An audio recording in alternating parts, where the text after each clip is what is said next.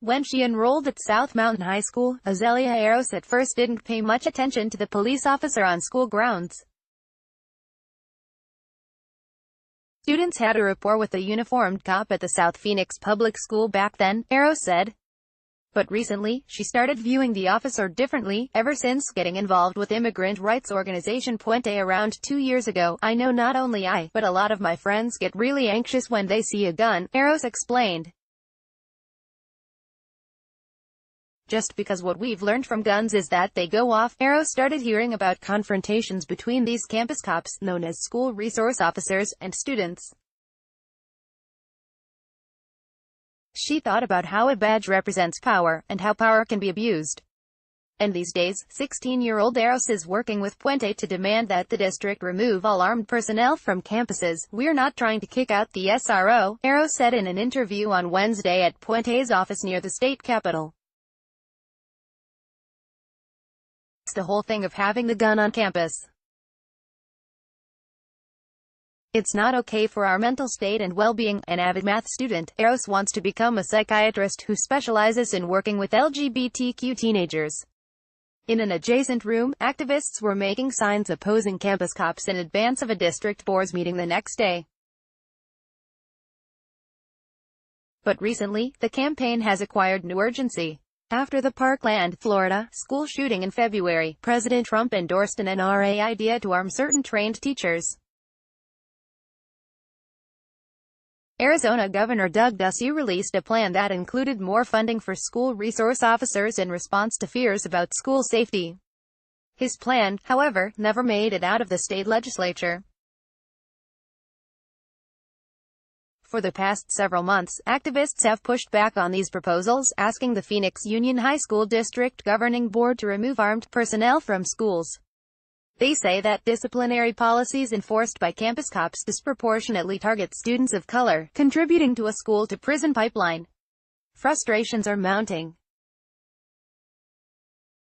During a 2-hour discussion at Thursday's PUHSD Governing Board meeting, several dozen people affiliated with Puente, Poder in Action, and March for Our Lives reprimanded officials.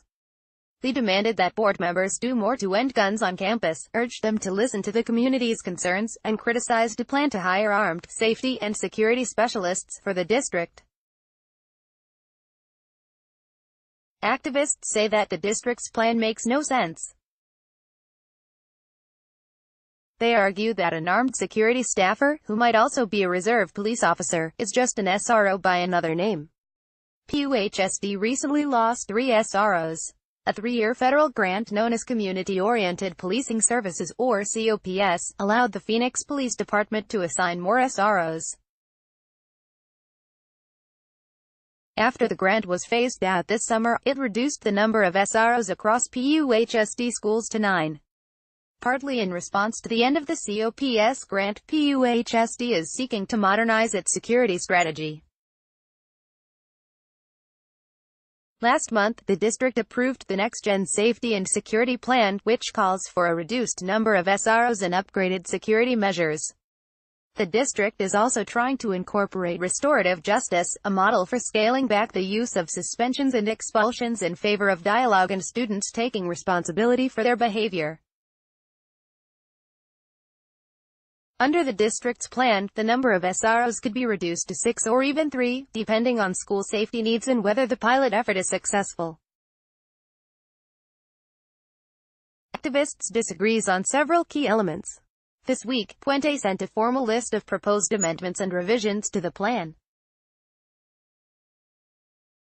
where the district would like to decrease the reliance on SROs as a school safety component. Puente wants SROs to be eliminated. Where the district states that an objective of the plan is to enhance campus life and care of students and staff through social and emotional wellness, Puente would like the district to commit to restorative justice.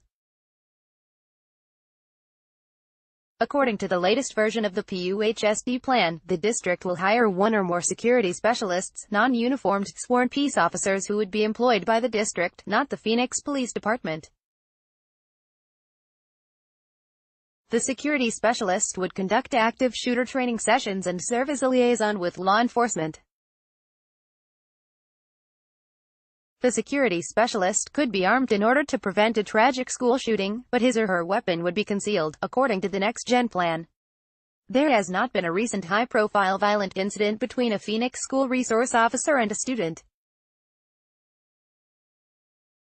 But last month, 4 students in Apache Junction, a neighboring city east of the valley, were arrested after one of them refused to take off his bandana in a confrontation with a campus police officer. Moreover, police in Arizona must ask suspects about immigration status under SB 1070. Combine the controversial law with the Trump administration's broad immigration crackdown, and Arizona campus cops are a locus of great anxiety. Though frightening mass shootings seem to happen on a regular basis in American schools, school shootings are actually less common now than they were in the 1990s. Still, the public is hyper-aware of campus tragedies because of the media coverage that follows, and as a result, parents and administrators want to safeguard school grounds. Russia Gentry Balance, the Classroom Teachers Association president for PUHSD, said that many teachers support keeping SROs on campus. "We fear the outside world," she said. "We're not concerned about our kids, we don't feel threatened by them.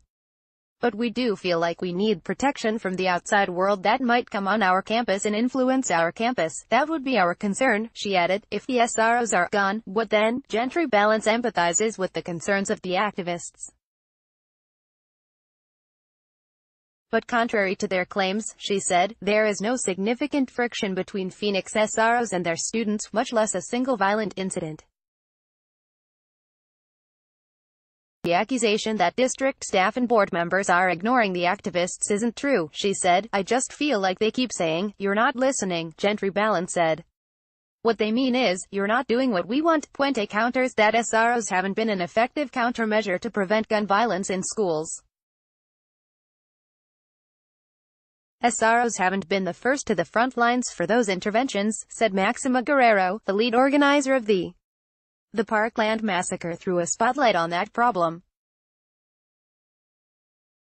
During that shooting, a campus police officer stood outside Marjory Stoneman Douglas High School for approximately 4 minutes while the shooter gunned down students inside. The officer resigned, his actions were criticized, and he was labeled a coward. Jordan Harb, a student from Mesa and an activist with Arizona's March for Our Lives chapter, told the board on Thursday that schools need more counselors, not armed personnel. SROs are not reliable, and they're much more detrimental than they help, Harb said. PUHSD Superintendent Chad Jeston acknowledged some of their concerns. He said that the district has been grappling with question of whether to arm the security specialist. "It's the toughest decision related to school safety," he said. "We also know that, as we've met with other students, teachers, parents, that there are some that feel like that is a safety precaution that they would like to have on campus," Jeston said. He added, "Until there's better gun control outside of schools, we struggle with how to handle gun issues on campuses." Jeston noted that the security specialist job description, as drafted, gives the specialist the authority to carry a concealed weapon, but didn't require it. In a victory for the activists, Jeston announced that the district is going to remove a requirement that the specialist be a reserve officer with police academy training. Although they serve part-time, reserve officers have the same authority as a full-time officer and serve specialized roles, including in schools as SROs. Activists objected to employing someone trained as a Phoenix police officer who also has the authority to make arrests.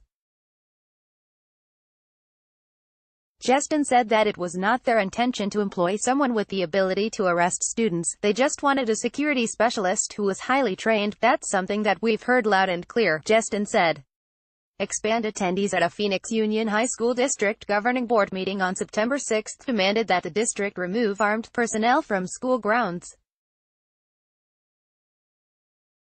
Joseph Flaherty, for his part, board president Ian Danley, said that he wants PUHSD to set progressive school policy, because other Valley school districts often follow. He also is in favor of reducing the reliance on SROs.